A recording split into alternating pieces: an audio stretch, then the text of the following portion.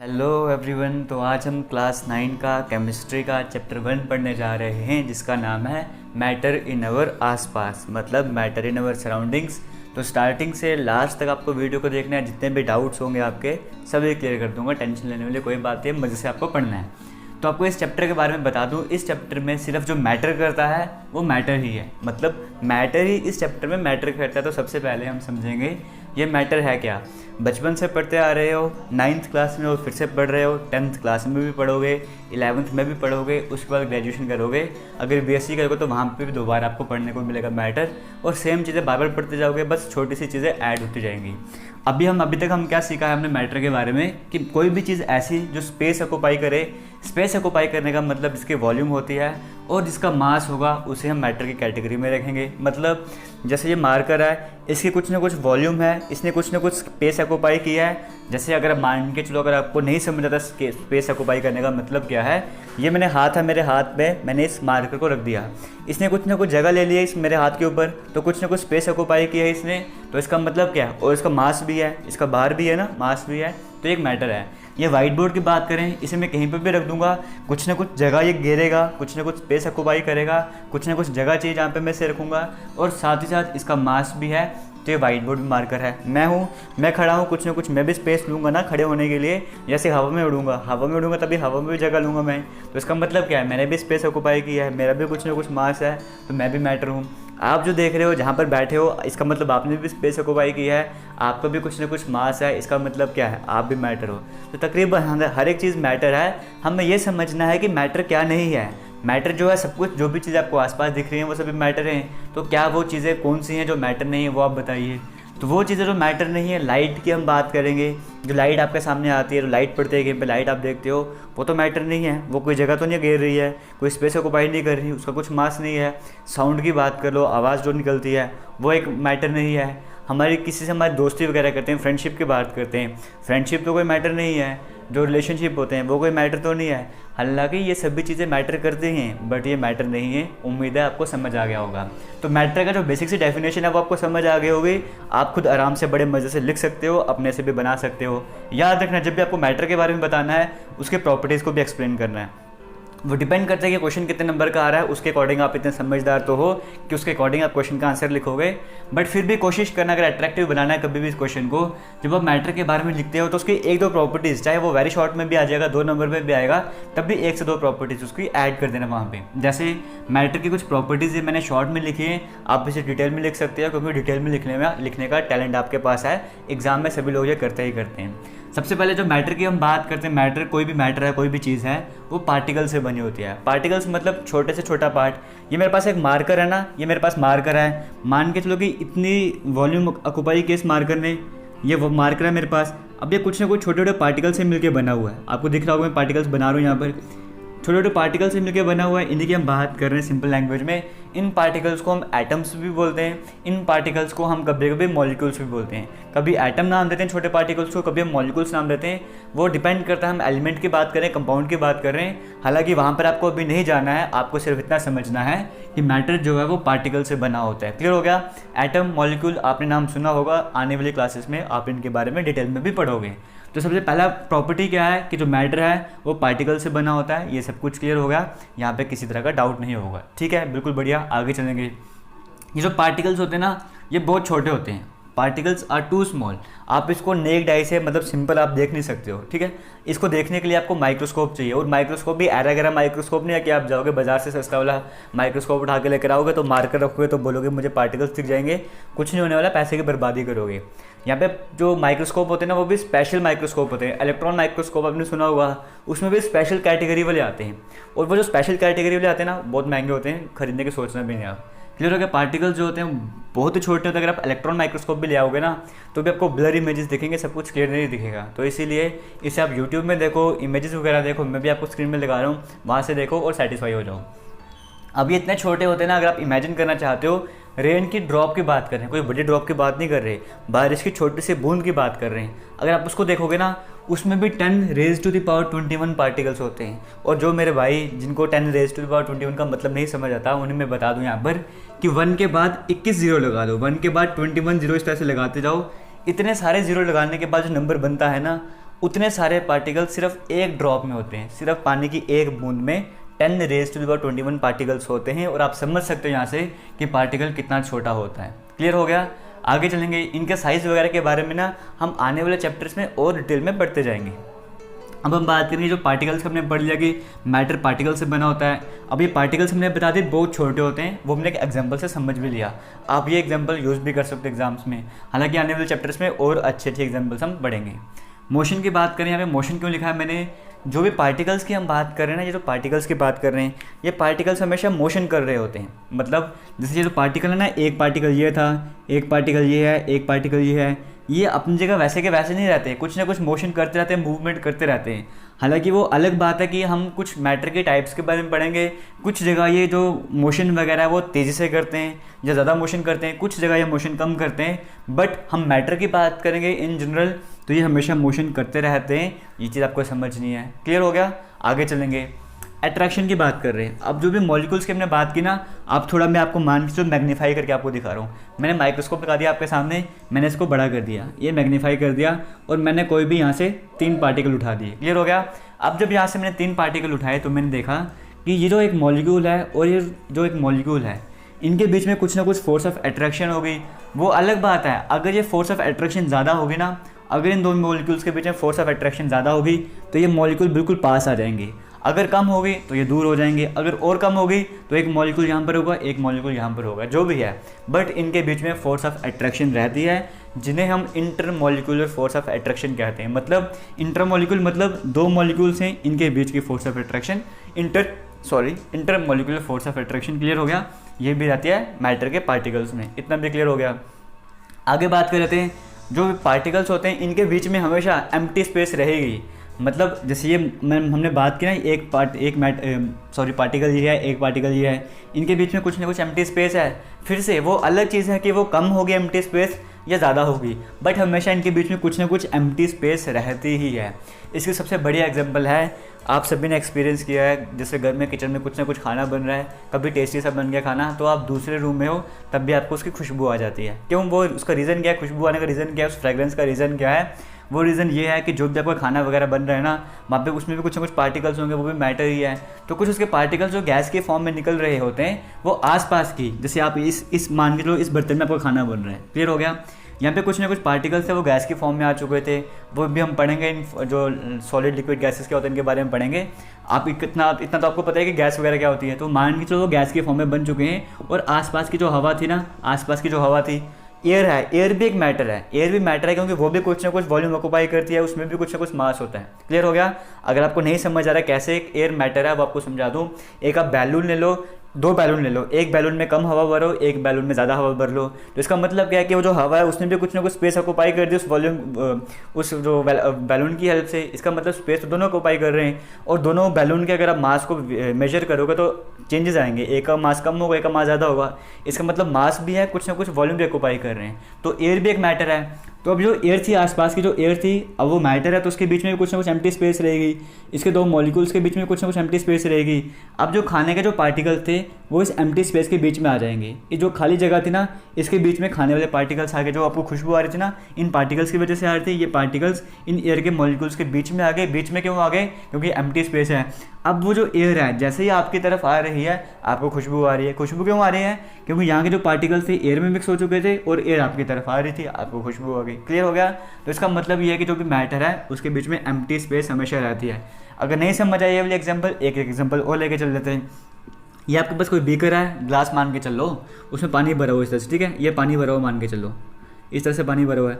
आपने क्या किया, शुगर लिया, चीनी को लिया, और आपने नींबू पानी बनाना है, आपने इसमें चीनी मिक्स कर दी, आपने शुगर को मिक्स कर दिया। मिक्स करने के बाद शुगर मिक्स कैसे होगी? शुगर मिक्स कैसे होगी? और वॉल्यूम मान के जो पानी का लेवल जो पहले इतना था, पानी का लेवल इतना था, आपने शुगर ऐड की, मिक्स किया, उसके बाद ही पानी का लेवल इतना रहा। क्यों? क्योंकि जो वाटर के मॉलिक्यूल्स ना, यहाँ वाला मॉलिक्यूल, यहाँ वाला मॉलिक्यूल, इनके बीच में कुछ ना कुछ स्पेस थी, कुछ ना कुछ जगह थी जहाँ पे शुगर के मॉलिक्यूल्स बीच में जाकर तो मिक्स हो गए। कुछ ना कुछ एम्प्टी स्पेस थी। अब ऐसा तो नहीं कि 2 ही मॉलिक्यूल्स थे, कई सारे मॉलिक्यूल्स यहाँ पे वाटर के, उनके बीच में कुछ ना कुछ स्पेस रहती है जहाँ पे जो शुगर के मॉलिक्यूल्स हैं वो जाके मिक्स हो जाते हैं। इसलिए वॉल्यूम बढ़ती भी नहीं है और शुगर मिक्स भी हो जाती है। मिक्स क्यों हो रही थी? क्योंकि एम्प्टी स्पेस रहती है, तभी सब कुछ मिक्स हो जाता है। क्लियर हो गया? कुछ प्रॉपर्टीज आपको समझ आ गई। एक बार क्विक रिवीजन करेंगे। जो मैटर के पार्टिकल्स की हमने बात की, एक तो पार्टिकल से बना होता है, पार्टिकल्स छोटे होते हैं, हमेशा मोशन कर रहे होते हैं, उनके बीच में कुछ ना कुछ फोर्स ऑफ अट्रैक्शन होती है, उनके बीच में कुछ ना कुछ एम्प्टी स्पेस होती है। यहाँ तक आपको समझ आ गया होगा। तो आपको मैटर के बारे में समझ आ गया कि मैटर क्या होता है। अब इस मैटर को हमने क्लासीफाई किया हुआ है। जो आप चैप्टर 1 में देखते हो कि सॉलिड, लिक्विड, गैसेस, आप देखते हो कि जो मैटर को क्लासीफाई किया हुआ है 3 टाइप्स में मैटर को क्लासीफाई किया हुआ है। एक आप पढ़ते हो सॉलिड, एक आप पढ़ते हो लिक्विड, एक आप पढ़ते हो गैसेस। क्लियर हो गया। अब आपको मैं एक चीज़ थोड़ा डिटेल में बताना चाहता हूँ। आप आने वाले चैप्टर्स में, आने वाली क्लासेस में और डिटेल में समझोगे। ये जो क्लासिफिकेशन है ना, ये फिजिकल क्लासिफिकेशन है। ये मैटर की फिजिकल क्लासिफिकेशन है। फिजिकल क्या होता है, केमिकल क्या होता है, वो आने वाले चैप्टर्स में पढ़ लोगे। इसी तरह से फिजिकल क्लासिफिकेशन में यहाँ पे प्लाज्मा भी होता है और बोस आइंस्टाइन कंडेंसेट भी होता है। तो 5 स्टेट होती है मैटर की, अगर हम इसको फिजिकली क्लासीफाई करना चाहते हैं। और अगर हम इसे केमिकली क्लासीफाई करेंगे ना, तो केमिकल क्लासिफिकेशन के अकॉर्डिंग देखा जाए तो मैटर 2 पार्ट्स में, ब्रॉडली मैटर जो है 2 पार्ट्स में डिवाइड होता है। एक प्योर सब्सटेंसेस और एक इम्प्योर सब्सटेंसेस। ठीक है, प्योर सब्सटेंसेस, इम्प्योर सब्सटेंसेस, आगे ये भी फर्दर क्लासीफाई होते हैं। बट हमें अभी केमिकल चेंजेस के बारे में पढ़ना नहीं है, आने वाले चैप्टर्स में पढ़ेंगे। अभी हमारा काम जो है, हम कहाँ तक पढ़ेंगे, फिजिकल जो टाइप्स है ना मैटर की, जो फिजिकल क्लासिफिकेशन है उसके बारे में पढ़ेंगे। उसमें भी हमें सॉलिड के बारे में पढ़ना है, लिक्विड के बारे में डिटेल में पढ़ना है, गैस के बारे में डिटेल में पढ़ना है। इन तीनों के बारे में डिटेल में पढ़ना है। और प्लाज्मा और बोस आइंस्टाइन कंडेंसेट के बारे में मैं आपको नॉर्मली समझा दूंगा। क्लियर हो गया। तो सबसे पहले हम स्टार्ट करेंगे सॉलिड से। देखो सॉलिड्स की जब भी बात करते हैं ना, बचपन से हम पढ़ते हैं सॉलिड्स के बारे में कि सॉलिड्स के बीच में जो मॉलिक्यूल्स की बात करें, मान के चलो ये कंटेनर है, ये यहाँ पे सॉलिड के कुछ मॉलिक्यूल्स भरे हुए। ठीक है, ये कंटेनर है, ये मान के चलो सॉलिड है, मान के चलो। ठीक है, अब यहाँ पर क्या होगा, सॉलिड की जब हम बात करते हैं, जैसे मॉलिक्यूल से बना हुआ ना, ये सारे मॉलिक्यूल से बना हुआ है, इनके बीच में जो स्पेस होती है ना, इंटरमॉलिक्यूलर स्पेस। इंटरमॉलिक्यूलर स्पेस आप समझते हो कि 2 मॉलिक्यूल्स के बीच में जो स्पेस होगी, 2 मॉलिक्यूल्स के बीच में स्पेस होगी, इंटरमॉलिक्यूल 2 मॉलिक्यूल के बीच में जो स्पेस होगी वो कम होती है। हालांकि यहाँ पे जो मैं आपको दिखा रहा हूँ ना, ये स्पेस फिर भी ज़्यादा है, ये स्पेस बहुत ज़्यादा है, इससे भी स्पेस कम होती है। बट आपको समझाने के लिए बता रहा हूँ, जब हम सॉलिड्स की बात करते हैं, इनके बीच में जो मॉलिक्यूलर फोर्स होती है, इंटरमॉलिक्यूलर फोर्स होती है, वो कम होती है। उसके कम होने का रीज़न क्या है, जब हम लिक्विड्स की बात करेंगे ना, तो ये स्पेस थोड़ी बढ़ जाएगी, गैसेस में ये वाली स्पेस और बढ़ जाएगी। ठीक है, तो सॉलिड्स में अगर हम बात करते हैं, इंटरमॉलिक्यूलर स्पेस की बात करते हैं, ये कम क्यों रहती है, इसका रीज़न ये है कि यहाँ पे जो 2 मॉलिक्यूल्स के बीच में इंटरमॉलिक्यूलर फोर्स होती है ना, मतलब जिस फोर्स से ये दोनों जो पार्टिकल्स हैं एक दूसरे को अपनी तरफ खींच रहे हैं, वो ज़्यादा होती है। ज़्यादा होने के कारण क्या होता है, अगर मान के चलो ये पार्टिकल अगर दूर जाने की कोशिश भी करेगा तो उसको जाने नहीं देंगे। क्यों? क्योंकि इन दोनों के बीच में दोस्ती बहुत बढ़िया है, अच्छी दोस्ती है, एक दूसरे से दूर नहीं होना चाहते, एक दूसरे को अच्छे से अट्रैक्ट करके रखा हुआ है, ऐसे आप समझ सकते हो। ठीक है, अगर हम लिक्विड्स की बात करते हैं ना, तो वहाँ पर दूर हो जाते हैं। क्यों? क्योंकि वहाँ पर जो फोर्स होती है स्ट्रॉन्ग नहीं होती, उस फोर्स में ताकत नहीं होती है। यहाँ पे ताकत ज़्यादा होती है, मॉलिक्यूल्स एक दूसरे के पास रहते हैं, तब भी यहाँ पे स्पेस भी कम होती है और एक दूसरे से दूर भी नहीं भागते। इतना तो आपको क्लियर हो गया। बिल्कुल बेसिक सी चीज़ थी कि इंट्रामॉलिक्यूलर स्पेस ज़्यादा होती है, इंटरमॉलिक्यूलर स्पेस कम होती है। क्यों कम होती है?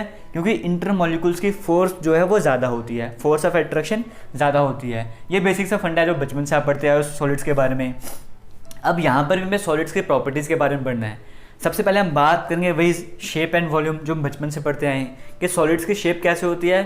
सॉलिड्स की शेप फिक्स होती है और वॉल्यूम भी इनकी फिक्स्ड रहती है। अब उसका रीज़न क्या है? ये मेरे पास मार्कर है, फिर से हम वही चलेंगे एग्जांपल। मान के चलो ये मार्कर है मेरे पास, इसके कुछ ना कुछ मॉलिक्यूल्स रहेंगे, ये मान के चलता हूँ मॉलिक्यूल्स हैं। ठीक है, ये इस मार्कर के मॉलिक्यूल्स हैं और मार्कर आपको पता है सॉलिड है, ये मार्कर आपको पता है सॉलिड है ना, ये इसके कई सारे मॉलिक्यूल्स आ चुके हैं। इतना आपको समझ आ रहा होगा। अब ये हमेशा इसकी वॉल्यूम फिक्स क्यों रहती है? क्योंकि ये जो मॉलिक्यूल्स है ना, ये जो मॉलिक्यूल्स की बात कर रहा हूँ, पार्टिकल्स की बात कर रहा हूँ, ये हमने पढ़ा था कि मैटर के जो पार्टिकल्स होते हैं वो मोशन करते रहते हैं। ये अपनी जगह में मोशन करता रहेगा, अपनी जगह में अप डाउन वाइब्रेट करता रहेगा अपनी जगह पे। बट ऐसा कभी नहीं होगा कि आप ये वाला जो मॉलिक्यूल है यहाँ से उठ के यहाँ पर चला जाएगा, या ये वाला मॉलिक्यूल यहाँ से उठ के यहाँ पे चला जाएगा, ऐसा कभी नहीं होगा। अपनी ही पोजीशन पे ये मोशन करते रहेंगे, बट एक जगह से दूसरी जगह नहीं जाएंगे। तो ये रीज़न है कि जब ये पार्टिकल यहाँ से उठ के दूसरी जगह जाएगा ही नहीं, तो इसकी शेप चेंज कैसे होगी? इसकी शेप ऐसे की ऐसी ही रहेगी ना। शेप कब चेंज होती? अगर ये वाला जो पार्टिकल था, अगर ये वाले 2 पार्टिकल जो थे, अगर ये उठ के यहाँ पर आ जाते, ये वाले 2 पार्टिकल्स अगर किसी फोर्स के कारण यहाँ पर आ जाते, तो अब जो मेरे मार्कर की लेंथ जो है वो मार्कर की लेंथ बढ़ गई होती। क्लियर होगा? क्यों? क्योंकि जो मॉलिक्यूल्स थे वो मोशन करके दूसरी जगह चले जाते हैं। बट मैंने आपको कहा कि सॉलिड्स में ऐसा नहीं होता है, ये अपनी जगह तो मोशन कर रहे होते हैं, लेकिन अपनी जगह से कभी भी डिस्प्लेस नहीं होते, अपनी जगह से कभी भी दूसरी जगह नहीं जाते हैं। क्लियर हो गया? यही रीज़न है, इनकी जो शेप है वो हमेशा फिक्स रहती है। ये मार्कर इसकी शेप हमेशा फिक्स रहेगी, ना ये कभी इसकी लेंथ बढ़ती है ना कम होते हैं। क्यों? क्योंकि मॉलिक्यूल्स ना ऊपर जाएंगे ना अंदर की तरफ आएंगे, अपनी जगह फिक्स रहते हैं। और साथ ही साथ वॉल्यूम भी क्यों फिक्स रहती है? वॉल्यूम का रीज़न भी यही है, वॉल्यूम तब बढ़ती है तब कम होती है ना जब मॉलिक्यूल्स, कुछ मॉलिक्यूल्स यहाँ पर आ जाते हैं, कुछ मॉलिक्यूल्स वहाँ पे चले जाते तो वॉल्यूम बढ़ जाती, या सारे मॉलिक्यूल्स पास पास आ जाते तो वॉल्यूम कम हो जाती। तो वॉल्यूम भी फिक्स क्यों है? क्योंकि फोर्स ऑफ अट्रैक्शन बड़ी ज़्यादा है और इंटरमॉलिक्यूलर स्पेस कम है। क्लियर हो गया? यहाँ से आपको समझ आ गया होगा सॉलिड्स की शेप और वॉल्यूम फिक्स रहती है। अपनी लैंग्वेज में आप लिख सकते हो, इसे बुकिश लैंग्वेज को यूज़ करके उसे अपनी सिंपल लैंग्वेज में बना के आप इन क्वेश्चंस को लिख सकते हो। यहाँ तक आपको समझ आ गया होगा सॉलिड्स की पहले प्रॉपर्टी के बारे में, उनकी शेप और उनके वॉल्यूम के बारे में। आगे चलेंगे डेंसिटी के बारे में। सॉलिड्स की डेंसिटी ना ज़्यादा होती है, उससे पहले हम समझेंगे ये डेंसिटी वाली बला है क्या, ये कौन सा भूत नया आ गया है, या आपने इस भूत के बारे में कभी पहले पढ़ा भी था। तो अगर आपको नहीं समझ आया था तो आज मैं आपको गारंटी दे रहा हूँ, आज इस भूत को मैं अच्छे से आपको एक्सप्लेन कर दूंगा। आज के बाद इस भूत से अगर किसी को डर लगता था तो नहीं डर लगेगा, क्योंकि डेंसिटी एक ऐसा कंसेप्ट है जो आपके 10th 11th 12th तक आगे अगर आप इंजीनियरिंग करोगे, आपके इंजीनियरिंग में भी काम आएगा, ग्रेजुएशन करोगे सिंपल, वहाँ पे काम आएगा। हर जगह ये वर्ड आपका यूज़ होगा, डेंसिटी डेंसिटी डेंसिटी। तो क्या है डेंसिटी, पहले हम वो समझेंगे। डेंसिटी का सिंपल लैंग्वेज कहा जाए ना, आपको मैं फॉर्मूले से समझा दूंगा और आपको लिटरल मीनिंग भी बताऊंगा। डेंसिटी का फॉर्मूला होता है, सिंपली फॉर्मूले की बात की जाए तो मास पर यूनिट वॉल्यूम, ये होता है सिंपल डेंसिटी का फॉर्मूला। ठीक है, पहले हम इसी की हेल्प से समझते हैं, फिर मैं आपको महसूस करवाऊंगा, फील करवाऊंगा कि डेंसिटी का मतलब क्या है। और इसे हमें यूज़ करना है, जब हमने प्रॉपर्टीज़ के बारे में बताना ना, हमें यूज़ भी करना है इसको। ठीक है, अब यहाँ पर देखो मैं कंटेनर लेके चल लेता हूँ। मैंने 3 कंटेनर ले लिए, एक कंटेनर ये है, एक कंटेनर ये है, एक कंटेनर ये है। ठीक है, मान के चलो, और आपको थोड़ा लग भी रहा होगा डायग्राम के अकॉर्डिंग कि तीनों की वॉल्यूम जो है सेम है, तीनों की वॉल्यूम जो है सेम है, मतलब तीनों के जो बीच की जगह है वो सेम है। अगर सेंटर वाले की थोड़ी जगह अगर आपको लग भी रहा है कि जगह सही बराबर नहीं है तो वो मेरे डायग्राम के अकॉर्डिंग। ठीक है, लेकिन अब मान के चलो इन तीनों की जो बीच की वॉल्यूम है, जो जगह है वो कांस्टेंट है, वो एक जैसी है, ऐसा हमने मान लिया। इसका मतलब इस वॉल्यूम को हमने क्या कर दिया, इस वॉल्यूम को हमने कांस्टेंट कर दिया। क्लियर हो गया? अब डेंसिटी कब बढ़ेगी? अगर जिसका मास बढ़ गया, जिसका मास बढ़ गया उसकी डेंसिटी बढ़ गई। ठीक है, क्योंकि वॉल्यूम तो हमने कांस्टेंट रखी है, तीनों की वॉल्यूम कांस्टेंट है। अब डेंसिटी बढ़ेगी या कम होगी वो किस पे डिपेंड करेगा? मास पे डिपेंड करेगा। मास मतलब भार।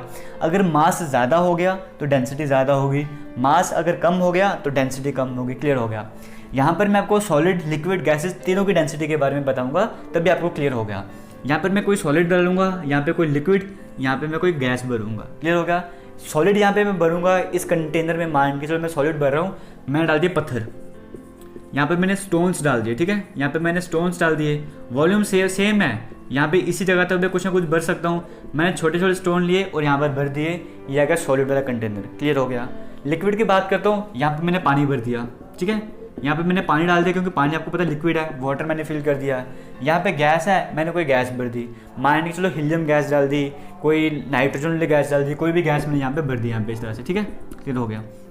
अब आप मुझे बताओ सबसे ज़्यादा भारी कौन सा होगा, इन तीनों में से सबसे ज़्यादा भारी कौन सा होगा, आपको ये बताना है। यहाँ पे देखिए, अब आप खुद सोचो ना, एक सेम कंटेनर है जिसमें पत्थर भरे होंगे, जिसमें मैंने पत्थर भरे हैं वही ज़्यादा भारी होगा ना। पानी जो अगर मैंने भर दिया है, मान के चलो पानी इसमें भर दिया मैंने, इतने लेवल तक पानी भर दिया, पानी का इतना भार तो है नहीं, लेकिन मैंने पत्थर भी उतने फिल कर दिए, तो पत्थर का ज़्यादा भार होगा। आप उबल से समझ सकते हो ना कि पत्थर का ज़्यादा भार होगा। तो सबसे ज़्यादा जो भारी कंटेनर होगा वो कौन सा वाला होगा? वो होगा ये वाला, सॉलिड वाला। अब लिक्विड की बात करेंगे, लिक्विड जो होगा वो भी भारी होगा, लेकिन ये सॉलिड से ज़्यादा भारी नहीं होगा, सॉलिड से ज़्यादा कम भारी होगा। तो लिक्विड की जो डेंसिटी है वो थोड़ी कम हो जाएगी। गैस की बात करें, आपने यहाँ पे गैस भर दी, इतना मान कि चलो आपके पास बैलून ही था, आपने उस बैलून में गैस को भर दिया। ठीक है, बैलून में गैस को भर, उसको कितना बाहर हो जाएगा? कुछ बाहर तो होगा नहीं। सबसे कम डेंसिटी किसकी होगी? सबसे कम डेंसिटी जो गैसेस की होगी। गैसेस से ज़्यादा डेंसिटी लिक्विड की, लिक्विड से ज़्यादा डेंसिटी सॉलिड की। नहीं समझ आया? एक बार और क्लियर करूँगा। डेंसिटी का मतलब होता है कोई चीज़ कितनी भारी है, जो चीज़ ज़्यादा भारी उसकी डेंसिटी ज़्यादा, जो चीज़ हल्की उसकी डेंसिटी कम। क्लियर हो गया? अब इस कंटेनर की जगह मैं बैलून वाली एग्जांपल लेके चल लेता हूँ। आपके पास एक बैलून है, उसमें आपने क्या कर दिया, उस बैलून में आपने पत्थर भर दिए, किसी तरह से आपने उसमें पत्थर भर दिए, एक में आपने पानी भर दिया, एक में आपने गैस भर दी। आप देखोगे जो सबसे ज़्यादा भारी वाला बैलून था वो था जिसमें आपने पत्थर भरे हुए थे, और उससे थोड़ा हल्का कौन सा था? जिसमें लिक्विड भरे थे। सबसे हल्का कौन सा था? जिसमें आपने गैस भरी थी। तो यहाँ से आपको समझ आ गया डेंसिटी जो है वो किस पे डिपेंड करे। एक तरह से अगर मैंने वॉल्यूम को कॉन्स्टेंट रखा हुआ है, सेम बैलून मैंने लिए थे, वॉल्यूम को कांस्टेंट रखा था, तो मास पे डेंसिटी डिपेंड कर रही थी। इसका मतलब जिसका ज़्यादा मास उसकी ज़्यादा डेंसिटी। और हमें पता है कि डेंसिटी की बात करेंगे, सॉलिड्स की डेंसिटी ज़्यादा होती है। तो हमने जब भी डेंसिटी के बारे में लिखना है तो हमने ये लिखना है कि सॉलिड्स की जो डेंसिटी है वो सबसे ज़्यादा रहती है, लिक्विड्स की डेंसिटी थोड़ी कम होती है, गैसेस की बात करेंगे उनकी डेंसिटी और कम होती है। यहाँ तक आपको सब कुछ समझ आ गया होगा, यहाँ तक कोई डाउट नहीं होगा आपको। इनकी यूनिट्स की अगर बात की जाए तो मास की यूनिट होती है किलोग्राम और लीटर की होती है मीटर क्यूब। तो डेंसिटी की एसआई यूनिट की बात करेंगे तो किलोग्राम पर मीटर क्यूब रहती है। ये आपको अगर समझना है, अगर अच्छे कम्पिटिटिव्स की तैयारी करना चाहते हो तो वहाँ पर आपके काम आने वाली चीज़ है। इस डेंसिटी को हम रो से डिनोट करते हैं, इस सिंबल से डिनोट करते हैं जिसे कहते हैं रो, RHO रो। रोने वाला रो नहीं, इसे रो कहते हैं सिंपली, और इसकी एसआई यूनिट ही आती है। आपको डिटेल में नहीं समझना, इतना अगर आपको समझ आ गया है तो कमेंट सेक्शन में बता देना, नहीं समझ आया तो बताना। इस पर मेरे चैनल पर एक अलग से वीडियो भी है, आप लिख लें डेंसिटी और अनस्टॉपेबल इंजीनियर्स, इस पर पूरी एक अलग से वीडियो अपलोडेड है, आप वो भी देख सकते हो। शेप एंड वॉल्यूम आपको समझ आएगा, इनकी शेप फिक्स रहती है, वॉल्यूम फिक्स रहती है। डेंसिटी आपको समझ आएगा, लिक्विड्स की जब डेंसिटी की बात करते हैं हम, सॉलिड की डेंसिटी की बात करते हैं, सॉलिड्स की डेंसिटी जो है वो ज़्यादा रहती है। इतना भी क्लियर हो गया। अब हम बात करेंगे मेल्टिंग पॉइंट की, बॉइलिंग पॉइंट की। मेल्टिंग पॉइंट तो आपको पता हो क्या होता है कि जैसे मान के चलो हमारे पास कोई भी सॉलिड है, जब उसको टेम्परेचर हीट वगैरह आप देते जाओगे तो एक ऐसा टेम्परेचर आएगा जहाँ पर वो मेल्ट हो जाएगा। जैसे आइस की बात करते हैं, आप उसको हीट प्रोवाइड करोगे, एक ऐसा टेम्परेचर आएगा जहाँ पे वो आइस जो है वो लिक्विड में कन्वर्ट हो जाएगी। इसका मतलब क्या है, वो आइस जो है वो मेल्ट हो चुकी है, और वो जो जिस टेम्परेचर पे हुआ होता उसको हम बोलते हैं मेल्टिंग पॉइंट। बॉइलिंग पॉइंट क्या है, जहाँ पर वो बॉयल होगा। आपके पास लिक्विड था, वाटर था, आप उसे टेम्परेचर बढ़ाते जा रहे हो, हीट देते जा रहे हो, एक जगह ऐसा आएगा जहाँ पर क्या होगा, वो जो लिक्विड था वो गैस में कन्वर्ट, वो वेपर्स में कन्वर्ट होना स्टार्ट हो जाएगा। उस पॉइंट को हम बोलते हैं बॉइलिंग पॉइंट वगैरह, ठीक है। तो मेल्टिंग पॉइंट आपको समझ आ गया। बॉइलिंग पॉइंट मतलब वो वाला पॉइंट जहाँ पे वाटर जो है बॉइल करना स्टार्ट कर देता है। वाटर का बॉइलिंग पॉइंट अलग है, हर एक लिक्विड का बॉइलिंग पॉइंट अलग होता है। अगर हम वाटर की बात करेंगे उसका मेल्टिंग बॉइलिंग पॉइंट अलग होगा। पेट्रोल और डीजल उठा के लाओगे उसका मेल्टिंग पॉइंट बॉइलिंग पॉइंट अलग होगा। कोई और लिक्विड सोडा उठा के लाओगे उसका मेल्टिंग पॉइंट बॉइलिंग पॉइंट अलग होगा। क्लियर हो गया। हर एक ब्लड होगा उसका मेल्टिंग पॉइंट बॉइलिंग पॉइंट अलग होगा। सभी लिक्विड्स का melting point boiling point different रहता है। क्लियर हो गया। तो यहाँ पे अगर हम इनकी बात करेंगे, सॉलिड्स के मेल्टिंग और बॉइलिंग पॉइंट की बात करेंगे। देखो अब इसका मतलब क्या है, ये मेरे पास सॉलिड था, मैं लिक्विड को भूल जाता हूँ, गैस को भूल जाता हूँ। अगर आप इसको मेल्ट करना चाहते हो, उसका मतलब क्या है, मेल्ट करना चाहते हो उसका मतलब क्या है, जो ये मॉलिक्यूल्स है ना, इनके बीच में कुछ ना कुछ बॉन्डिंग है, इनके बीच में कुछ ना कुछ फोर्स ऑफ अट्रैक्शन है, मैंने आपको पहले ही बताया है। इनके बीच में कुछ ना कुछ फोर्स ऑफ अट्रैक्शन मैंने आपको पहले ही बताया है। अब ये सॉलिड है ना, सॉलिड है, आप इनको मेल्ट करवाना चाहते हो, इनको लिक्विड बनाना चाहते हो। इसका मतलब क्या है कि आप इनके बीच की जो फोर्स ऑफ अट्रैक्शन है उसे कम करना चाहते हो। लिक्विड्स में होता क्या है, लिक्विड्स में फोर्स ऑफ अट्रैक्शन कम हो जाती है ना, आप चाहते हो कि इनके बीच में जो फोर्स ऑफ अट्रैक्शन है वो कम हो जाए, इतने दिन के बीच में स्पेस आ जाए। आप चाहते हो इतनी दिन स्पेस आ जाए, फोर्स ऑफ अट्रैक्शन थोड़ी सी कम हो जाए। उसके लिए क्या करना पड़ेगा, इनको हीट देनी पड़ेगी। हीट देने से क्या होगा, इनके बीच की जो फोर्स ऑफ अट्रैक्शन है थोड़ी सी वीक होती जाएगी, ये कमज़ोर पड़ते जाएंगे। गर्म होने के कारण क्या होगा, इनमें काइनेटिक एनर्जी आएगी, क्योंकि मोशन करते रहेंगे, क्योंकि मोशन तो हमेशा कर रहे होते हैं। आप इनको हीट दोगे और मोशन करेंगे और काइनेटिक एनर्जी बढ़ेगी, काइनेटिक एनर्जी बढ़ती जाएगी, मोशन करते जाएंगे, फोर्स ऑफ अट्रैक्शन वीक होती जाएगी, एक दूसरे से दूर चले जाएंगे। तो अगर हम इनकी बात करें, सॉलिड्स की बात करें, इनका जो मेल्टिंग पॉइंट होता है वो ज़्यादा होता है। ज़्यादा क्यों होता है, क्योंकि इनके बीच में जो पहले फोर्स ऑफ अट्रैक्शन होती है ना वो ज़्यादा होती है। उसको ब्रेक करना चाहते हो, आपको भी जोर लगाना पड़ेगा, आपको भी हीट ज़्यादा देनी पड़ेगी। क्यों, क्योंकि पहले ही फोर्स ऑफ अट्रैक्शन स्ट्रॉन्ग है, उसको आसानी से अलग नहीं कर सकती, थोड़ी हीट देनी पड़ेगी, ज़्यादा हीट देनी पड़ेगी, तो मेल्टिंग पॉइंट ज़्यादा हो गया। वैसे बॉइलिंग पॉइंट की बात करेंगे, अब ये लिक्विड से ना, लिक्विड से आप इसे गैस में चेंज करना चाहते हो, उसके गैस बनाना चाहते हो, मतलब इसका फोर्स ऑफ अट्रैक्शन और कम करना चाहते हो। तो इसका मतलब क्या, सॉलिड की बात करेंगे, इसे आप गैस में कन्वर्ट करना चाहते हो, बिल्कुल कम करना चाहते हो इनके बीच के फोर्स ऑफ अट्रैक्शन, और ज़्यादा हीट देनी पड़ेगी। तो इसका मेल्टिंग पॉइंट भी कम होता है, मेल्टिंग पॉइंट भी ज़्यादा होता है, बॉइलिंग पॉइंट भी ज़्यादा होता है। मतलब इनको मेल्ट करना चाहते हो, बॉयल करना चाहते हो, लिक्विड्स और गैसेस के कंपैरिजन में ज़्यादा हीट प्रोवाइड करनी पड़ेगी। सिंपल से एग्जांपल है, आप एक आयरन का पीस लेकर आओ, लोहे की कोई भी चीज़ लेकर आओ, जैसे मान लीजिए पूरा का पूरा लोहे का या आयरन का है, इसे अगर आप मेल्ट करना चाहते हो तो ऐसा तो है नहीं कि आप 100 डिग्री सेल्सियस में बॉयल कर लोगे या 150 डिग्री सेल्सियस में बॉयल करोगे, ऐसा तो कुछ है नहीं। एटमॉस्फेरिक प्रेशर को अगर ध्यान पे रखा जाए, कम से कम इसको 1500, 1400, 1600 डिग्री सेल्सियस पे ले जाना पड़ेगा, तब जाके ये मेल्ट होगा ना, तब जाके मेल्ट होगा, लिक्विड फॉर्म में आएगा। इसका मतलब क्या है, सॉलिड था तब भी इसका मेल्टिंग पॉइंट ज़्यादा था। वैसे किसी और की बात करोगे, कोई और आप मेटल लेकर आओगे, मेटल जनरली सॉलिड होते हैं तो उनको बॉयल करना इतना ईजी रहता नहीं है, मेल्ट करना इजी रहता नहीं है, टेम्परेचर ज़्यादा देना पड़ता है। तो आपको समझ आएगा, जो सॉलिड्स की बात करते हैं मेल्टिंग पॉइंट बॉइलिंग पॉइंट का ज़्यादा रहता है। अब हम बात करें कंप्रेसिबिलिटी की। कंप्रेसिबिलिटी का मतलब क्या होता है, आप किसी चीज़ को कितना प्रेशर बढ़ाने के कारण आप किसी चीज़ पे प्रेशर लगा रहे हो, उसकी वॉल्यूम को कम कर पा रहे हो या ज़्यादा कर पा रहे हो, वह है कंप्रेसिबिलिटी। एक बार फिर से रिपीट करूँगा, मान के चलो कि मेरे पास कोई भी चीज़ है, मैं उसको अगर कंप्रेस प्रेशर लगा रहा हूँ, उस पर उसको दबाने से उसकी वॉल्यूम को कम कर पा रहा हूँ या उसको खींचने से उसकी वॉल्यूम को बढ़ा पा रहा हूँ, अगर ऐसा कर पा रहा हूँ तो वो कंप्रेसिबल है। अब लिक्विड्स कैसे रहते हैं? लिक्विड्स की अगर हम बात करें, सॉलिड की हम बात करें, सॉलिड्स जो हैं वो इनकम्प्रेसिबल रहते हैं, मतलब उनकी वॉल्यूम को कम करना या बढ़ाना इतना आसान नहीं है, वो इनकम्प्रेसिबल रहते हैं। उसका रीज़न क्या है? इनकम्प्रेसिबल का रीज़न क्या है? ये मॉलिक्यूल्स है ना, ये मॉलिक्यूल्स हैं हमारे पास सॉलिड के, आप इनको प्रेशर लगाना चाहते हो, इनको इन सारे मॉलिक्यूल्स को दबा रहे हो, मतलब क्या कर रहे हो? आप इनको एक दूसरे के पास लाने की कोशिश कर रहे हो। दबाने का मतलब क्या है? दबाने का मतलब क्या, आप चाहते हो कि जैसे आप दबाने का मतलब ये है कि जैसे मान के चलो ये मॉलिक्यूल्स हैं, 8 मॉलिक्यूल्स हैं, ठीक है, आप इनको दबाना चाह रहे हो, दोनों इधर से भी प्रेशर लगा रहे हो, इधर से भी प्रेशर लगा रहे हो। अगर आप सक्सेसफुल हो जाओगे, इसका मतलब क्या है कि जो 8 मॉलिक्यूल्स थे ना वो बिल्कुल पास पास आ जाएंगे, ऐसा हो जाएगा। लेकिन सॉलिड्स के केस में ऐसा होता नहीं है, क्योंकि एक तो इनके बीच में फोर्स ऑफ अट्रैक्शन ज़्यादा होती है और दूसरा इनके बीच की स्पेस कम रहती है। यहाँ पर मैं ज़्यादा स्पेस आपको बता रहा हूँ, बट इनके बीच की स्पेस जो है वो कम रहती है। जब स्पेस ही कम है तो आगे कैसे जा पाएंगे? ये मेरे पास 2 मार्कर हैं, अगर मान के चलो ये 2 मार्कर हैं, इनके बीच में स्पेस ही नहीं है, इतनी सी स्पेस है, आप जितना मर्जी प्रेशर लगा लो ये कितना पास आ जाएंगे। अगर ज़्यादा स्पेस होती तो प्रेशर लगाने पे हो सकता है ये पास आ जाते, बट पहले ही स्पेस कम है, बीच में स्पेस ही नहीं है, बिल्कुल कम है, आप जितना मर्जी प्रेशर लगा लो ये कितना पास आएंगे। और क्लियर हो गया?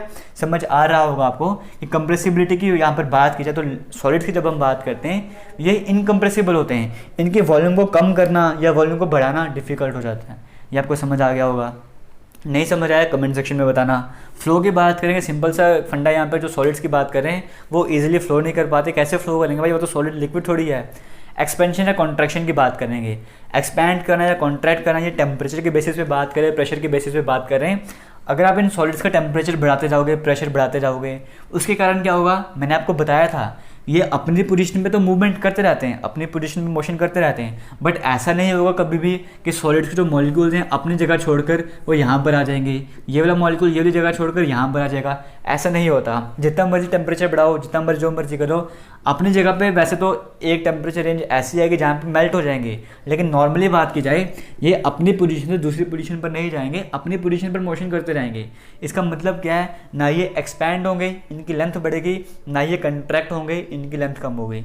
आपको मैंने स्टार्टिंग में भी समझा था मार्कर की हेल्प से, ये इनकी लेंथ कब होती है, एक्सपैंड कब होती है? जब ये वाले मॉलिक्यूल्स हैं उठ के आगे आ जाते कहीं पे, तब भी लेंथ बढ़ती। क्लियर होगा? ना ये एक्सपैंड होंगे ना ये कॉन्ट्रैक्ट होते इतना ज़्यादा। तो ये कुछ प्रॉपर्टीज थी सॉलिड्स की।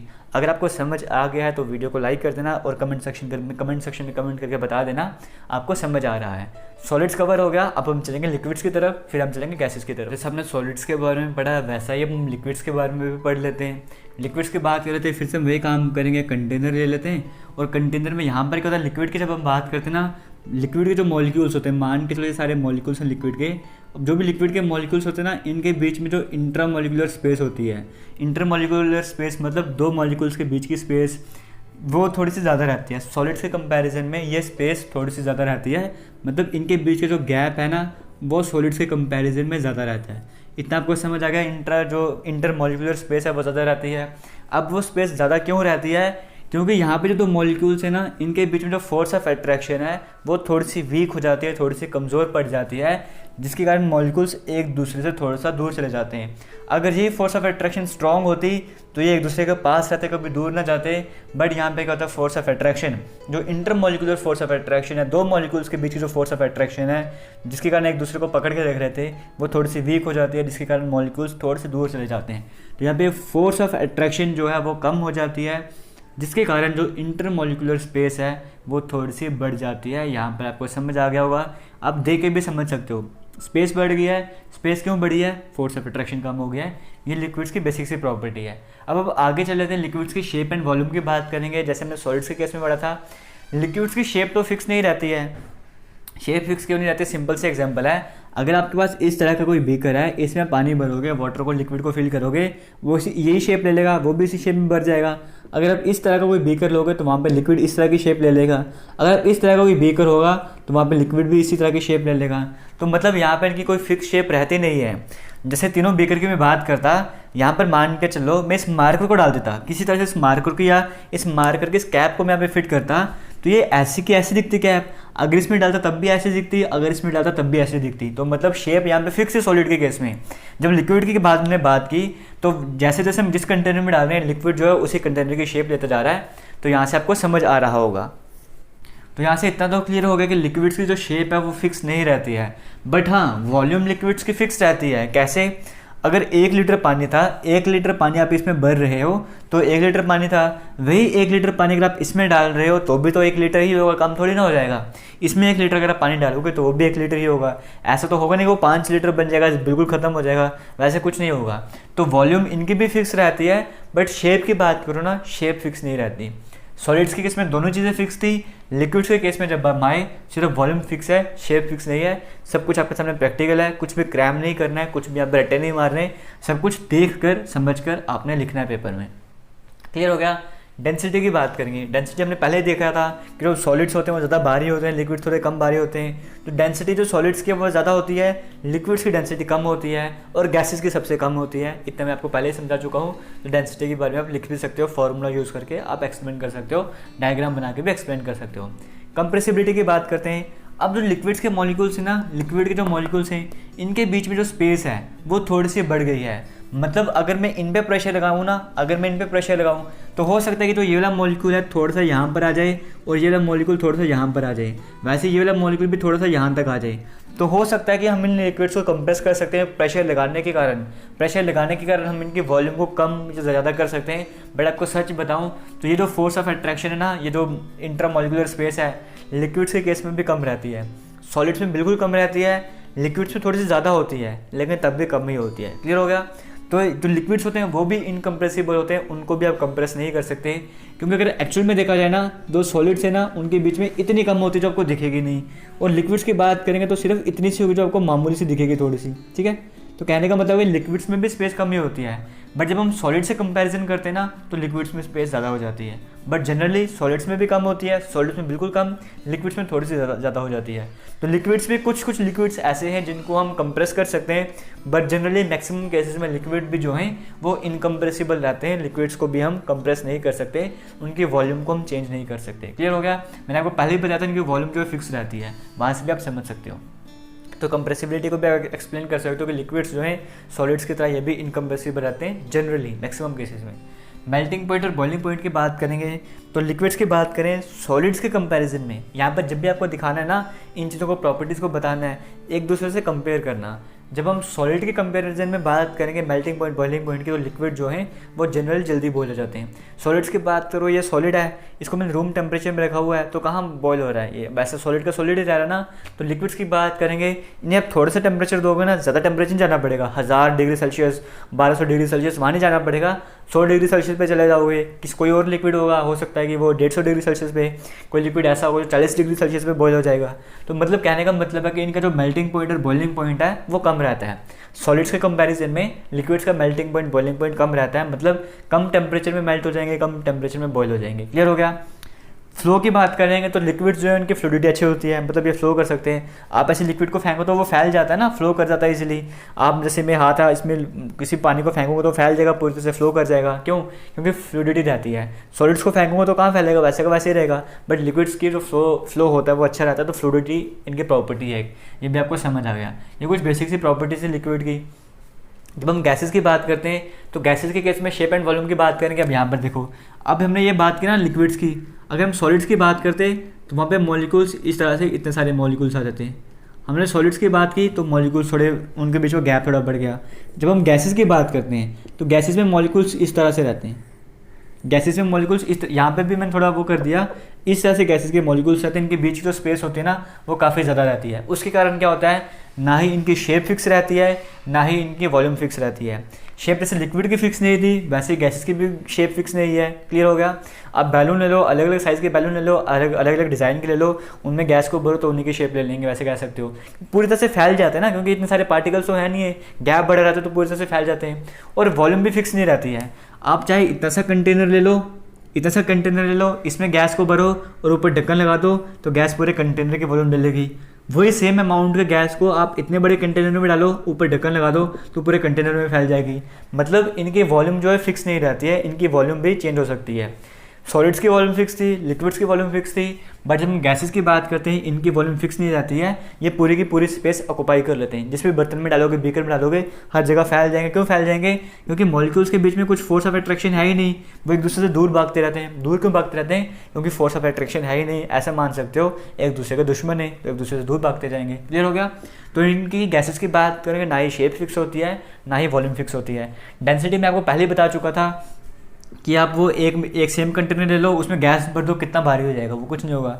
तो डेंसिटी जो गैसेस की वो सबसे कम होती है, सॉलिड्स की ज़्यादा, लिक्विड्स की कम, डेंसिटी की गैसेस की डेंसिटी उनसे भी ज़्यादा कम होती है। कंप्रेसिबिलिटी की बात करेंगे, हाँ गैसेस जो हैं वो कंप्रेसिबल रहती हैं, उनको आप कंप्रेस कर सकते हो। क्यों?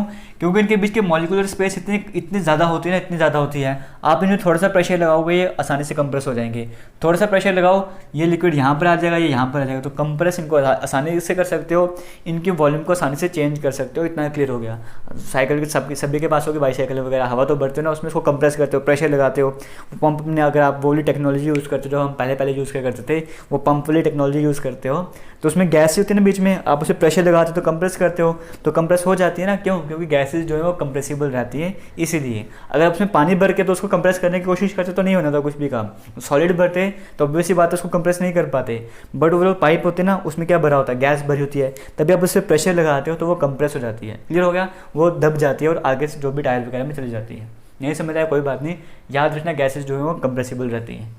मेल्टिंग पॉइंट, बॉइलिंग पॉइंट की बात करेंगे, गैसेस तो ऐसा है कि आप रूम टेम्परेचर में भी, आपको पता है कि यहाँ पे रूम टेम्परेचर है, वहाँ पे भी मेल्ट ही पड़ी हैं, गैस बनी फिर रही है वहाँ पे ना, घूम रही हैं ऐसे, हवा में उड़ती जा रही हैं। तो मेल्टिंग पॉइंट, बॉइलिंग पॉइंट कम रहते हैं, बिल्कुल कम टेम्परेचर में, बिल्कुल कम।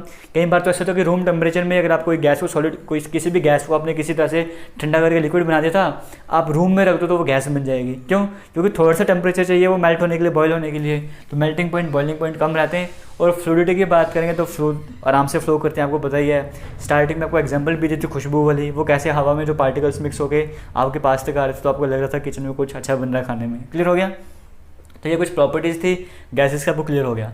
अब हम बात करते हैं प्लाज्मा की। प्लाज्मा क्या है? कुछ स्टूडेंट्स ऐसे हैं या कुछ लोग ऐसे समझाते हैं प्लाज्मा को, वो गैसेस की तरह ही ट्रीट करते हैं। बिल्कुल ठीक है, प्लाज्मा भी गैस की तरह ही है, बट अगर गैस की तरह ही है सब कुछ, तो अलग कैटेगरी में क्यों रखा है?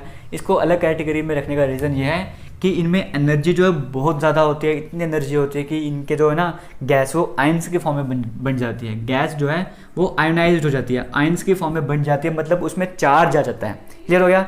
टेम्परेचर बढ़ जाता है, टेम्परेचर बढ़ने के कारण इनमें इतनी एनर्जी होती है कि चार्ज प्रोड्यूस होता है। अब जब चार्ज प्रोड्यूस होगा, इतना ज़्यादा टेम्परेचर वगैरह होगा, तो वहाँ पे लाइट वगैरह भी होगी ना। तो यही रीज़न है कि जो आप देखते हो ना स्टार्स वगैरह, स्टार्स की ट्विंकल की हम बात नहीं करेंगे, वो हम पढ़ चुके हैं। ट्विंकलिंग ऑफ स्टार्स हम 10th क्लास की फिजिक्स की अलग से वीडियो है, वहाँ पर हमने समझाया है। बट जो लाइट वहाँ पे होती है ना, जैसे हम बोलते हैं तारे की जो स्टार्स होती है उनकी लाइट होती है या सन की लाइट होती है, वो क्यों होती है?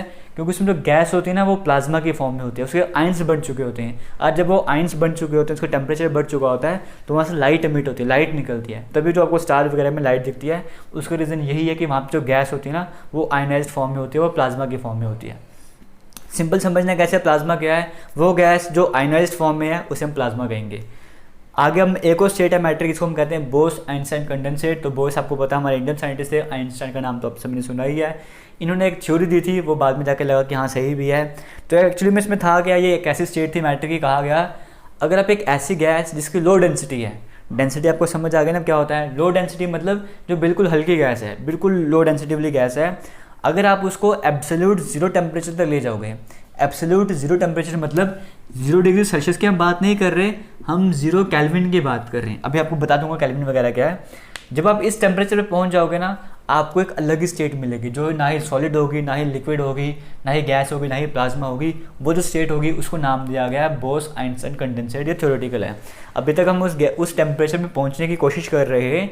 जब आप इंजीनियरिंग वगैरह करोगे वहाँ पे आप एंट्रोपी वाला कंसेप्ट भी देखोगे, थर्ड लॉ वगैरह भी देखोगे, वो भी इसी चीज़ के पीछे लगे हुए हैं कि कब हम इस 0 केल्विन तक, इस एब्सोल्यूट 0 टेम्परेचर तक पहुँच जाएँ, इसी कोशिश में लगे हुए हैं सभी। क्या पता कुछ ऐसी चीज़ें यहाँ पे इसके आसपास पहुँच भी चुके हैं, बट बिल्कुल पास नहीं पहुँच पा रहे। जो भी है, अगर आप यहाँ पर पहुँच जाओगे ना, तो यहाँ पे जो आपको एक अलग से स्टेट मिलेगी जिसे हम बोलेंगे बोस आइंस्टाइन कंडेंसेट। क्लियर हो गया? कंडेंसेट क्यों? क्योंकि कंडेंस करते जा रहे हो, टेम्परेचर बिल्कुल कम करते जा रहे हो ना, बिल्कुल माइनस में जाते जा रहे हो, -273 डिग्री सेल्सियस। अगर सेल्सियस की बात करूँ तो -273 0.15 डिग्री सेल्सियस ये टेम्परेचर आपको पहुंचना पड़ेगा। क्लियर होगा। 0 डिग्री सेल्सियस कौन सा है, जहाँ पे आइस बनती है, बर्फ बनती है नॉर्मल एटमॉस्फेरिक प्रेशर में। 0 से भी -273 डिग्री सेल्सियस पीछे जाना है, इस टेम्परेचर की बात कर रहे हैं। तो यहाँ से जो 500 स्टेट थी मैटर की अकॉर्डिंग टू फिजिकल क्लासिफिकेशन आपको समझ आ चुकी होंगी। अब हम बेसिक कुछ और चीज़ें समझेंगे जो आपके काम आने वाली हैं। जैसे अगर हम यहाँ पर बात करेंगे सॉलिड से लिक्विड की, कोई चीज़ सॉलिड है वो लिक्विड बन रही है, सॉलिड से लिक्विड बनना हम इस प्रोसेस को क्या बोलते हैं, मेल्टिंग बोलते हैं ना, मेल्टिंग या फिर फ्यूजन बोलते हैं। सॉलिड से लिक्विड का मतलब क्या है, सॉलिड स्टेट से कोई चीज़ लिक्विड में कन्वर्ट हो रही है। मतलब आपके पास आपका फ्रीज़र है घर में, आपने वहाँ से आइस क्यूब निकाला, आइस ट्रे निकाली, वहाँ से आइस निकाली, वो आइस जो है वो बर्फ़ जो है सॉलिड फॉर्म में है। जब उसे आप नॉर्मली बाहर रख दोगे कुछ देर के बाद वो लिक्विड फॉर्म में कन्वर्ट हो जाएगी ना, वो लिक्विड फॉर्म में कन्वर्ट हो जाएगी। ये जो प्रोसेस है इसे मेल्टिंग कहा जाता है। क्यों, क्योंकि आइस मेल्ट हो चुकी है। मेल्टिंग या फिर फ्यूजन इस प्रोसेस को कहा जाता है। क्लियर हो गया। अब लिक्विड की बात करेंगे, वो कब मेल्ट होता है, उसका फ्यूजन टेम्परेचर क्या है, मेल्टिंग टेम्परेचर क्या है। आइस जो है आपके पास मान के चलो, पहले आपके पास फ्रीजर था ना, वहाँ पे मान के चलो -3 डिग्री सेल्सियस पे वो आइस आपके पास, ठीक है। आप उसे फ्रीजर से बाहर लेकर आए, जैसे बाहर लेकर आए तो बाहर एटमॉस्फेयर में थोड़ी सी गर्मी है ना, फ्रीजर के कंपैरिजन में देखा जाए, जैसे बाहर एटमॉस्फेयर पर लेकर आए तो -2 डिग्री सेल्सियस हो गया, -1 डिग्री सेल्सियस हो गया। करते करते एक टाइम ऐसा आया जब 0 डिग्री सेल्सियस तक पहुँच गए। या फिर आप खुद से हीट प्रोवाइड करके मान के चलो खुद से आप हीट प्रोवाइड कर रहे हो, हीट प्रोवाइड करते करते यहाँ पे जो टेम्परेचर था वो 0 डिग्री सेल्सियस आ गया। अब 0 डिग्री सेल्सियस में ये क्या है, आइस है। अब यहाँ पर अगर और हीट मिलती जाएगी, इसको और हीट मिलती जाएगी तो 0 डिग्री सेल्सियस में जो आइस थी ना वो 0 डिग्री सेल्सियस के वाटर में कन्वर्ट हो जाएगी, ठीक है। 0 डिग्री सेल्सियस के मतलब फ्रीजिंग टेम्परेचर भी यही होता है जहाँ पे आइस बनती है, और मेल्टिंग टेम्परेचर भी यही होता है 0 डिग्री सेल्सियस। तो यहाँ पर आप 0 डिग्री सेल्सियस आइस से 0 डिग्री सेल्सियस वाटर तक पहुँच चुके हो। ये टेम्परेचर कौन सा है, इसी को मेल्टिंग टेम्परेचर भी कहा जाता है, इसी को फ्रीजिंग टेम्परेचर भी कहा जाता है, जो मर्जी बोल दो, ठीक है। ये फ्रीजिंग टेम्परेचर भी ये होगा, भी हम कुछ देर बाद देखेंगे 0 डिग्री सेल्सियस वाला। और यहाँ पे मेल्ट भी यहीं पे हो रहा है ना, आइस भी यहीं पे मेल्ट हो रही है, तो इसी को हम क्या बोलते हैं, मेल्टिंग टेम्परेचर ऑफ वाटर, जो आइस जो मर्जी बोल के चलो, वो कितना होता है 0 डिग्री सेल्सियस। अब यहाँ पर एक चीज़ देखना, आप हीट देते जा रहे थे, सराउंडिंग की हीट आ रही थी, आप खुद से हीट दे रहे थे, टेम्परेचर क्या होता था, कम होता जा रहा था। हीट के कारण क्या होता है, या तो टेम्परेचर बढ़ता है ना, टेम्परेचर बढ़ता जाता है, टेम्परेचर बढ़ता जाता है। यहाँ पे हीट देने के कारण टेम्परेचर बढ़ता जा रहा था, -2 -2 -1 0 डिग्री सेल्सियस 1 2 3 4 5। मतलब हीट देने के कारण क्या होता है, टेम्परेचर बढ़ता रहता है। बट हमेशा ऐसा नहीं होता है। हीट देने के कारण दो काम होते हैं, या तो टेम्परेचर बढ़ता है। अब यहाँ पर भी तो हीट दे रहे थे आप, लेकिन यहाँ पे टेम्परेचर तो बढ़ा नहीं, यहाँ पर क्या हो गया, आइस से वाटर बन गया। तो कहने का मतलब है कि जब भी आप हीट देते हो ना, हीट देने के कारण या तो टेम्परेचर बढ़ता है, अगर टेम्परेचर नहीं बढ़ेगा तो फेज चेंज हो जाएगा। फेज चेंज होने का मतलब स्टेट चेंज हो जाएगी। जैसे ये सॉलिड था, सॉलिड से लिक्विड बन गया है। ये जब आप बड़े हो जाओगे ना, इंटरव्यू देने जाओगे, वहाँ पे इंटरव्यू में क्वेश्चंस पूछे जाते हैं कि हीट देने के कारण क्या होता है। अगर आप सिर्फ बोलोगे टेम्परेचर बढ़ता है तो काम वहीं पे ख़राब हो जाएगा। आपने बोला दो काम होंगे, या तो टेम्परेचर बढ़ेगा या तो फेज चेंज होगा। टेम्परेचर हमने देख लिया कैसे बढ़ रहा था, फेज चेंज भी हमने देख लिया, यहाँ पे फेज चेंज हो रहा है। क्लियर हो गया। अब यहाँ पे जो हीट इसने ली है ना 0 डिग्री सेल्सियस आइस से 0 डिग्री सेल्सियस वाटर में कन्वर्ट होने के लिए, ये जो हीट इसने इस टाइम पीरियड पर गेन की है, इसे कहते हैं लेटेंट हीट ऑफ फ्यूजन। इसे कहते हैं latent heat of fusion. Clear हो गया, ये आपको समझ आ गया होगा। मतलब इस सॉलिड से इस लिक्विड में कन्वर्ट होने के लिए इसने जो हीट ली है, इसे हम क्या बोलते हैं, लेटेंट हीट ऑफ फ्यूजन। ये कवर हो गया, क्लियर हो गया। अब हमारे पास लिक्विड आ चुका है, 0 डिग्री सेल्सियस में वाटर आ चुका है, लिक्विड हो गया है। अब हम इसका टेम्परेचर और बढ़ाते जा रहे हैं, इसको हम हीट देते जा रहे हैं, हीट देते जा रहे हैं, हीट देते जा रहे हैं। किसी भी तरह से मान के चलो आपने कुछ भी कर दिया, ये बीकर है, इसके नीचे आपने कुछ भी गैस वगैरह कर दी, गैस वगैरह ला के इसको हीट वगैरह प्रोवाइड करो आप, ठीक है। यहाँ से फ्लेम वगैरह निकल रही है, हीट वगैरह मिलती जा रही है। अब 0 डिग्री सेल्सियस वाटर था, टेम्परेचर बढ़ता जा रहा है, हीट देने से क्या हो रहा है, अब टेम्परेचर बढ़ता जा रहा है। टेम्परेचर हो गया 10 डिग्री सेल्सियस, कुछ देर बाद 50 डिग्री सेल्सियस हो गया, कुछ देर के बाद 80 डिग्री सेल्सियस हो गया, कुछ देर के बाद 95 डिग्री सेल्सियस, 98 डिग्री सेल्सियस। एक टाइम ऐसा आया जब टेम्परेचर हो गया 100 डिग्री सेल्सियस। यहाँ पर क्या है, 100 डिग्री सेल्सियस में क्या है, वाटर। 100 डिग्री सेल्सियस में क्या है, वाटर। अब यहाँ पर क्या है, आपने और हीट दी तो ये 100 डिग्री सेल्सियस ही रहा, और हीट देने पे भी ये 100 डिग्री सेल्सियस ही रहा, बट ये वेपर फॉर्म में चला गया। अब ये वेपर फॉर्म में चला गया है, यहाँ पर फिर से क्या हुआ, हीट देने से यहाँ पर क्या हुआ, टेम्परेचर नहीं बढ़ा, हीट देने से यहाँ पे फेज चेंज हो गया, स्टेट चेंज हो गई। वाटर से वो वेपर स्टेट में चला गया, लिक्विड से लिक्विड स्टेट से वो गैसियस स्टेट में चला गया। यहाँ पर क्या हुआ, फेज चेंज हुआ। अब यहाँ पे जो उसने हीट ली है ना, यहाँ पे जो उसने हीट लिया है वो क्या थी, लेटेंट हीट ऑफ फ्यूजन। इसे बोलते हैं latent heat of vaporization, latent heat of vaporization, ठीक है। वहाँ पे क्या था, लेटेंट हीट ऑफ फ्यूजन, यहाँ पर हो गया लेटेंट हीट ऑफ वेपराइजेशन। कौन सी हीट है ये, जब वाटर जो है 100 डिग्री सेल्सियस में लिक्विड से 100 डिग्री सेल्सियस में वेपर में कन्वर्ट हो रहा होता है ना, उसे कहते हैं लेटेंट हीट ऑफ वेपराइजेशन। इतना क्लियर हो गया, लेटेंट हीट का आपको मतलब समझ आ गया होगा। लेटेंट हीट वो हीट होती है जब फेज चेंज करने के लिए जो हीट चाहिए होती है ना, फेज चेंज करने के लिए, मतलब सॉलिड से लिक्विड या लिक्विड से गैस बनने के लिए जो आपको हीट चाहिए होती है, आपको नहीं, इन चीज़ों को हम कहते हैं लेटेंट हीट। अगर यहाँ पर बात करते हैं लेटेंट हीट ऑफ फ्यूजन, यहाँ पर बात करते हैं लेटेंट हीट ऑफ वेपराइजेशन। ये सब कुछ आपको समझ आ गया होगा। सॉलिड से लिक्विड का कन्वर्जन, मेल्टिंग हो गया, जब फ्यूजन बोल दिया, लिक्विड से जब गैस बन रही है, इस लिक्विड से जब ये गैस बनी थी, इस प्रोसेस को कहा जाता है वेपराइजेशन और इवेपोराइजेशन। अब यहाँ पे अगर हम बात करते हैं इवेपोराइजेशन की, थोड़ा सा अलग फिनोमिना है, इसके बारे में समझ लेते हैं। जनरली इसे वेपराइजेशन कहा जाता है, कुछ लोग इवेपोराइजेशन में बोल लेते हैं। अब हम इन दोनों के बीच का डिफरेंस भी देख लेंगे, ठीक है। और कुछ देर बाद मैं आपको बताऊंगा गैस और वेपर में क्या डिफरेंस है, गैस और वेपर में क्या डिफरेंस है ये भी बताऊंगा। पहले हम समझ लेते हैं इवेपोरेशन क्या है। वेपराइजेशन आपको समझ आएगा, टेम्परेचर बढ़ाते जा रहे हो तो वो वेपर्स की फॉर्म में कन्वर्ट हो गया, वेपराइजेशन हो गया।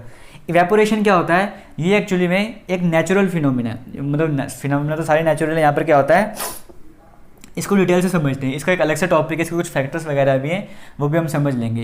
इवेपोरेशन क्या है, मान के चलो आपके पास आपने कोई बीकर रखा हो इस तरह से, ये मान के चलो बीकर है, चाहे मैंने जैसा मर्जी अलादीन का चिराग सा बना दिया है, जो भी है, ये मान के चलो बीकर है, इसमें पानी भरा हुआ है इस तरह से, ठीक है, इसमें पानी भरा हुआ है। अब जो इसकी टॉप वाली सरफेस है ना, टॉप वाली सरफेस आपने कभी भी देखा होगा, पानी को ऐसे बाहर रख देते हो, किसी बर्तन में डाल के बाहर रख दोगे तो अपने आप सूख जाता है पानी, वो इवेपोरेट होगा। सूखने का मतलब क्या है, यहाँ का जो पानी था वो हवा में चला गया, हवा में उड़ गया, गायब हो गया, तो क्या होगा, इवेपोरेशन फिनोमेना। क्या होता है, यहाँ पे जो लिक्विड की जो टॉप वाली लेयर है ना, जो टॉप वाली सरफेस है, मैंने आपको बताया था मॉलिक्यूल्स हमेशा मोशन में होते हैं, मॉलिक्यूल्स हमेशा मोशन में रह रहे होते हैं। अब जो सबसे ऊपर वाली, बीच में अलार्म लग गया था, पता नहीं क्या सिस्टम है यहाँ पे, चलो आगे की तरफ चलते हैं। यहाँ पर मैंने आपको बताया, यहाँ पर एक बीकर था, बीकर में जो सबसे ऊपर वाली सरफेस है ना लिक्विड की, लिक्विड सारा भरा हुआ, पानी भरा हुआ, इसमें जो सबसे ऊपर वाली सरफेस है और साथ में एयर भी तो है, एयर भी इसके कॉन्टैक्ट में ना, एयर में भी कुछ ना कुछ पार्टिकल्स हैं और लिक्विड के भी कुछ ना कुछ पार्टिकल्स हैं। होता क्या है, ये जो लिक्विड के पार्टिकल्स मैंने आपको बताया था, जब स्टार्टिंग में पार्टिकल्स के बारे में बताया था, ये हमेशा मोशन कर रहे होते हैं। कभी कभी क्या होता है, किसी किसी लिक्विड में, किसी किसी पार्टिकल में किसी तरह से एनर्जी ज़्यादा आ जाती है। अब वो जो एनर्जी है ना, उस एनर्जी के कारण ये जो मॉलिक्यूल्स हैं ये थोड़ा ऊपर की तरफ उठ जाते हैं। ऊपर की तरफ उठने का मतलब जो एयर के मॉलिक्यूल्स हैं ना, एयर के जो पार्टिकल्स हैं उसके साथ मिक्स होते रहते हैं। इस तरह से कई सारे मॉलिक्यूल्स जो वाटर के हैं वो इस एयर के जो मॉलिक्यूल्स हैं, एयर के जो पार्टिकल्स हैं, उनके साथ कंबाइन होकर मिक्स होकर ऊपर की तरफ उठ जाते हैं। क्लियर हो गया, जिसके कारण क्या होता है, यहाँ की जो सरफेस है ना वो कम होती जाती है, यहाँ का जो वाटर लेवल है कम होता रहता है और ये प्रोसेस चलता रहता है और यहाँ का पानी जो है गायब हो जाता है पूरा। ये तो फिनोमिना इसे इवेपोरेशन कहते हैं। तो यहाँ पर क्या है, यहाँ पर ज़रूरी नहीं है कि आप हीट देते गए तो 100 डिग्री सेल्सियस तक चले गए, वो काम वेपराइजेशन का था। यहाँ पे उस बॉइलिंग टेम्परेचर से पहले ही, वो जब बॉयल हो रहा था ना वाटर, उससे पहले ही वो हवा में चला गया। कैसे चला गया मैंने आपको बता दिया, वो फिनोमेना इवेपोरेशन वाला।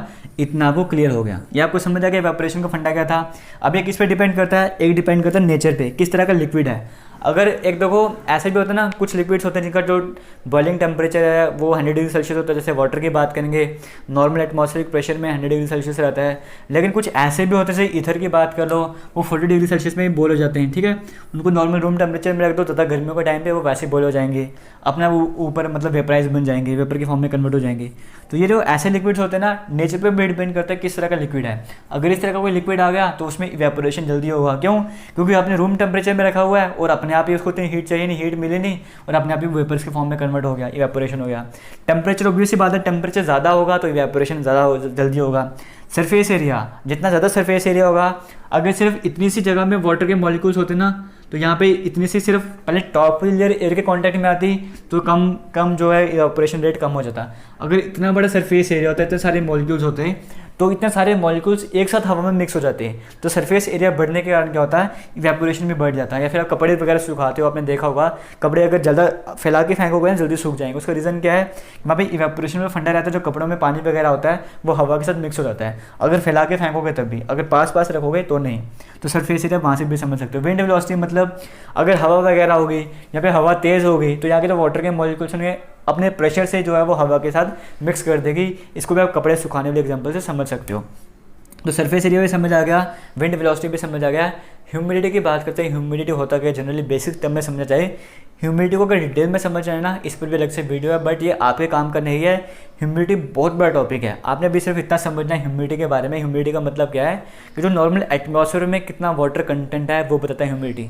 अगर नॉर्मल एटमॉस्फेयर में ज़्यादा पानी है, ज़्यादा पानी भरा हुआ हवा में, तो वो ह्यूमिडिटी ज़्यादा होगी। अगर जो आसपास की हवा है उसमें पानी का लेवल कम है तो ह्यूमिडिटी वहाँ पर कम होगी। क्लियर हो गया।